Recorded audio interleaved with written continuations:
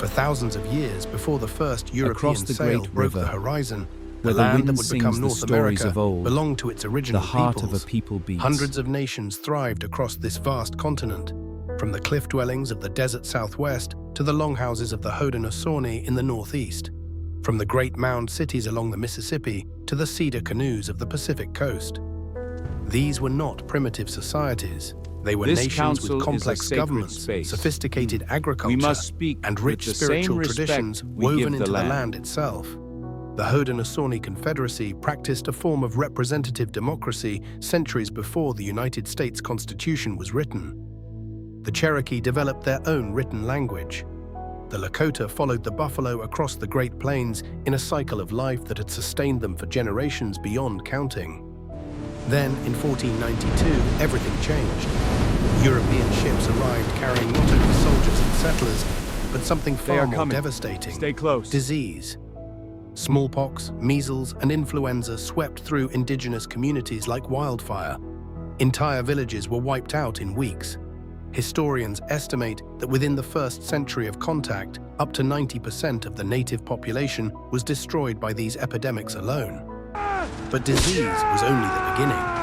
As European colonies expanded, so did the conflicts. In 1675, King Philip's War erupted in New England when Metacom, the Wampanoag leader the English called King Philip, united several tribes against the colonists who had been steadily seizing their land. It became one of the bloodiest wars per capita in American history. When it ended, Metacom was killed, his body dismembered, and his head displayed on a pike in Plymouth for 25 years. The pattern repeated itself across the continent for the next 2 centuries. This is the end of the Shawnee Nation. Treaty after treaty was signed, and treaty after treaty was broken. Native peoples were promised land, then pushed from it. They were promised peace, then met with violence. The young American Republic, built on ideals of liberty and justice, extended neither to the people who had been here first.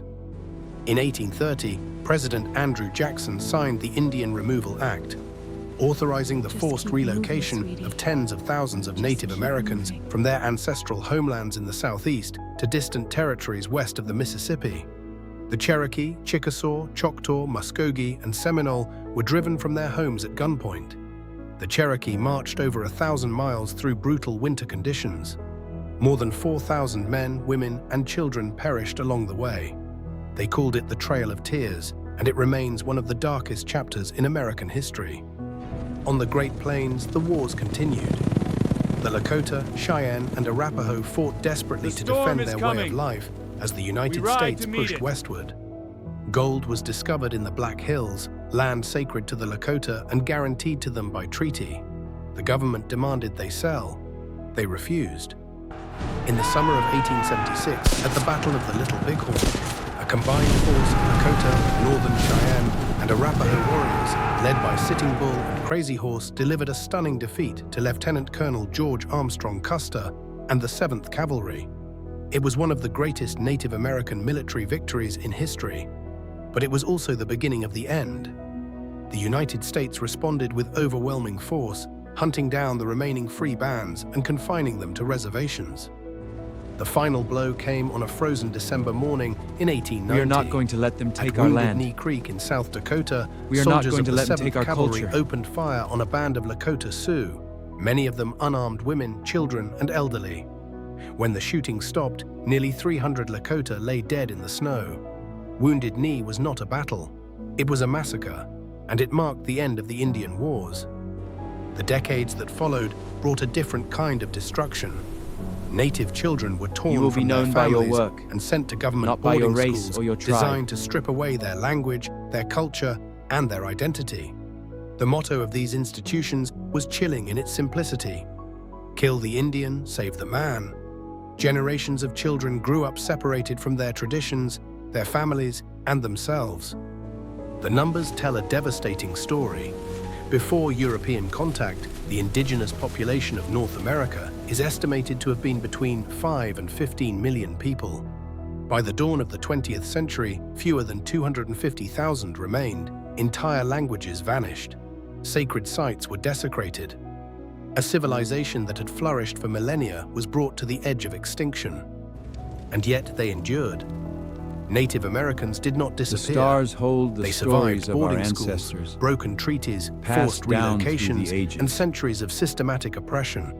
In the 20th century, they began to fight back through law, through activism, and through the sheer force of cultural resilience.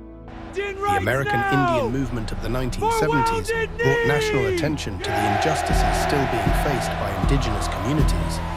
The occupation of Alcatraz, the standoff at Wounded Knee in 1973, and countless legal battles forced the nation to confront the legacy of its treatment of native peoples.